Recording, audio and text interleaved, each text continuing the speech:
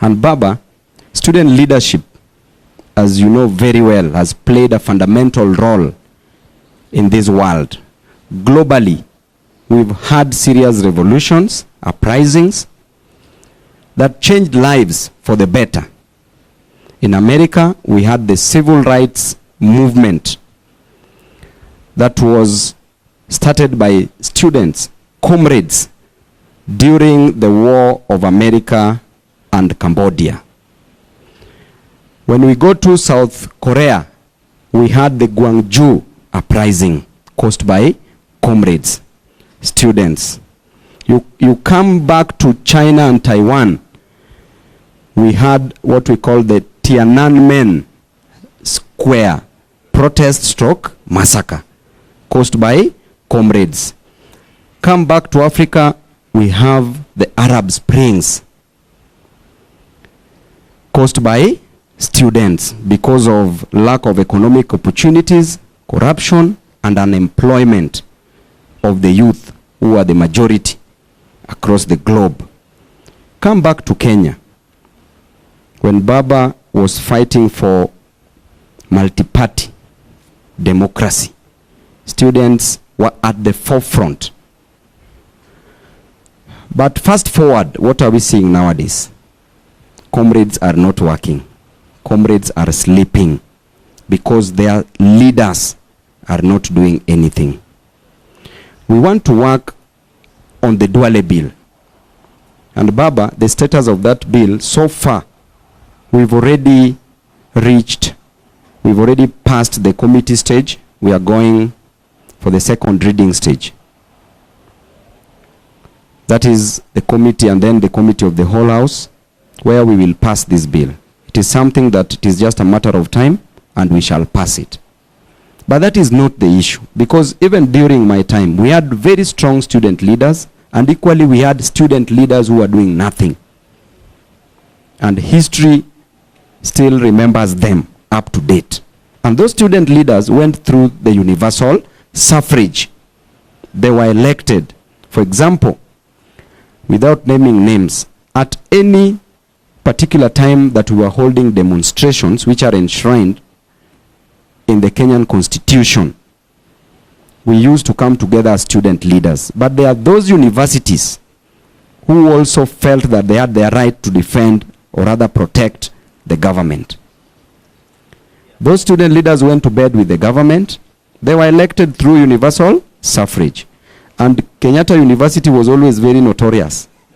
Very notorious. And if you look at where their student leaders are, the former student leaders, at least you'll get one or just two somewhere. But the rest, there's one who contested for MCA Baba just outside Kenyatta University and failed. Because of the atrocities that these student leaders were committing during their time.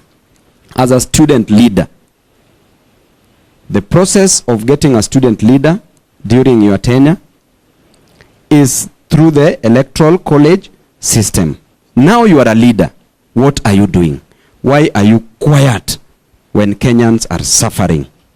Student leadership, or rather the students, should form part of opposition at any single time. During Maandamano, when we were holding Maandamano, because of the high cost of living, you are nowhere to be seen.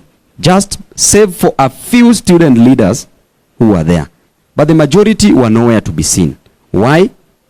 Because you chose to be with the oppressors. And we say that in the end, God will punish both the oppressed and the oppressors equally. The oppressed shall be punished for accepting oppression, while the oppressors shall be punished for oppressing the oppressed. So you should you should know what to do with that information. So as comrades, let us try. Because students are suffering. From yourself, if you look at your background, from the slums you are coming from the villages you are coming from, look at your parents, they are suffering. So this opportunity that has been bestowed on you is for you to deliver to the comrades. Do it. Even if it is not for the comrades, it is for your own good as a student leader. forced me, Baba, to call some student leaders we met. They held demonstrations, and you saw. Nowadays, Machakos University, they are really doing better than any other university in terms of demonstrations. And congratulations. I've been following up, and you are doing a good job. University of Nairobi is dead. Kenyatta University is dead. Maseno University is dead. Egerton, Moi, dead. So as student leaders, TUK that is just close here, dead. So as student leaders, what are you doing? We have issues ranging from the cost of living that you should be talking about, to issues affecting the lives of students in campus. Nowadays, student leaders are scared of suspensions and expulsions. Yes, the most important thing that took you to the university is to get a degree certificate. The second most important thing that you can come out with from the university is either a husband or a wife. The third most important is the fact that you are working for comrades. But nowadays, Baba, the student leaders cannot lead anything. Instead of being leaders, they are nowadays dealers. They are dealing. They go to these cabinet secretaries, they go to these offices. There is no way you can work as a student leader if you befriend people in government. Because how then will you do your role under the doctrine of separation of powers, checks and balances? You should be providing checks and balances to the current government. But you cannot deliver if you are in bed with those people in government, because you're already conflicted. So as comrades, let us try as much as we can. Being suspended, being expelled is an occupational hazard in leadership. Once you are a politician, once you are a leader, there are certain things that may or will happen to you. Number one, you can be arrested anytime and taken to prison or seek an asylum. Number two, you can die. Oh, comrade, the senior comrade is here. Comrade James Orengo. Karibu, Governor.